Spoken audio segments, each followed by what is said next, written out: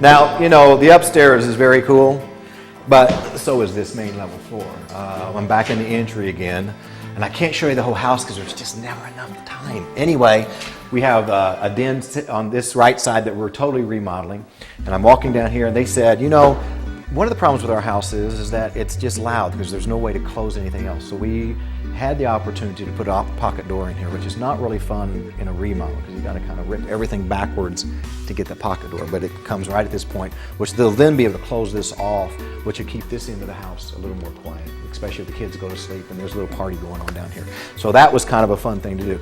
I'm entering now where the kitchen is, and this was a huge change from the way the kitchen looked before. We had this wall that came out, and you can kind of see it to about right here. And we had an opening that came this way, and this was about a 4-foot opening. Well, what did we want to do? You know, if mom's in there cooking, and as we all know, the kitchen is the heartbeat of the entire house, we wanted to open this whole thing up. So we spread this entire wall back, put a header across the top of it, and now the kitchen is totally open into the family room area, which is what really everyone wants today.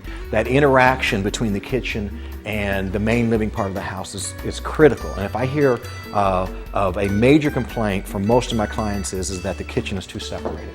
So what do? We always open this up. Now, good sized kitchen. We ripped out all this area, which was a pantry. The laundry room was right back here. The pantry is now moved right around the corner. We built this wall here, moved the pantry there. Laundry room, which we're redoing also, went downstairs. So we gained that space and allowed us to really expand the size of the kitchen.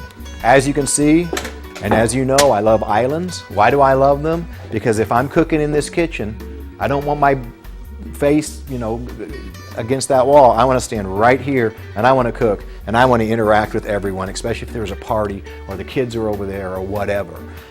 So we're putting a cooktop here. We've got a great, wait till you see this hood coming down. It is a stainless steel and copper hood. It is gorgeous, like a piece of jewelry. Going to be right above this. We built this soffit around here and we're recessing those iris can lights again, and what's going to be cool about it is on the bar top you'll literally put a plate down there and there will be a 1.5 foot circle of light hitting each spot exactly on top of the bar top. 4 different surfaces are going to go on this bar top, ending with a glass that's about 3/4 inches thick floating on top of the whole thing. Very cool. Refrigerators back here, nice sub-zero refrigerators, refrigeration and freezer. Got a drink center in the center right here. Back there is the entry off of the garage and into the mud room, which we're going to be putting lockers and closets and things like that for the kids. This is where the sink's going to go. So you can sit out there and look at that wonderful pool house that we're developing right now. And so the sink's here, and this turns into a pretty terrific kitchen that at one time was a little bit too small, wasn't interactive with the family, and now I think, as you can see, it becomes a majority of the house. So if I walk back in here, this is where the family room is. This was one solid wall. They decided honestly that the dining room that we had up front, which was probably a 14 by 15 dining room, just wasn't big enough. They did have a sun porch out here, so we took this wall that had one opening and put 2 openings in it. And come on in, I want you to see the dining room. Well, what was kind of exciting to me about working on this house, first of all, terrific clients, had great ideas on their own what they wanted to do, let me kind of meld my ideas into it. Actually took some of the suggestions, which is nice. This used to be the sun porch. And it was just not really used that much. And this faces west, and we had windows all the way around here. Window there, all the way around this room was windows. Not only did they not use it, it was a room that was really pretty hot. Temperature hot, meaning not very comfortable, hard to keep air conditioned, just wasn't great. Since we had a dining room problem up front, I kind of threw the dice and says, why don't we move the dining room to this back area? I loved it because of the windows. I loved it because the room was larger and we could set the table. They have a beautiful dining table and china cabinet already that we're going to use in this room. The room up front just didn't accommodate it very well. Definitely couldn't put table leaves in it when they had friends over because it wasn't big enough. So when I suggested the fact that let's take the sun porch and let's make it the dining room, they were like, that's great, we love the idea. Now, here's what's crazy, which you don't even know. There used to be steps right here that went downstairs. So you can see the sun's porch was really this way. So we took all the steps out that went downstairs, opened this up so you have interaction and flow between both of these rooms, and makes a great visual.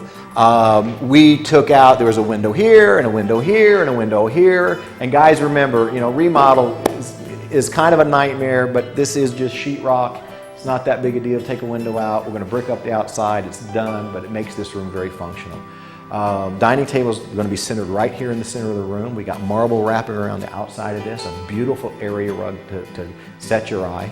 The cove molding here, we're leaving. But this is bad cove lighting, and you can see how you have dark spots across here, and also it's fluorescent, so the color's kind of, don't like that color. So we're getting rid of that lighting and putting in these terrific new LEDs, which I use everywhere. You don't get the haloing, meaning the dark and light sections, and you get a great line of consistent light around here. And it's user-friendly because it uses very little electricity. So we're going to keep that. We're going to metallize the ceiling. It's going to be faux painted, and it's going to have a metallic finish to it. So that's going to give some presence to that ceiling and really make this space feel terrific. As soon as we have this all finished, this dining room is going to have the ability to probably handle 14 to 16 people at dinner, and that's going to accommodate them and their friends and their family and anyone else. So I'm pretty pleased with it. You know what's really bad? And I know this drives you guys crazy. This is the end of the show. You're going to have to come and watch us next time and see the finish of this. But look at this right here. What's so much fun is we're going to talk about this pool house and that great area that we're going to be putting a swimming pool, and it's got a waterfall, and I mean, it's going to be just the dream backyard. I'm Michael Rust. I own Rust & Martin. We've been in business 75 years. We kind of do this stuff all the time. We'd love to have you come in our store. This is a very large remodel. This is not something that we do often, but we can do this. But sure enough, we can remodel your bathroom. We can remodel your kitchen very easily. Make sure you come to Cape Girardeau. Check out my two stores. It's Ashley Bailey Custom Cabinets downtown on Main Street. It's Rust & Martin out there. If you know where Applebee's is, we're right next door to Applebee's. Come on in and see us. Talk to one of my staff. We'd sure love to work with you, because I tell you what, we know how to bring everything together.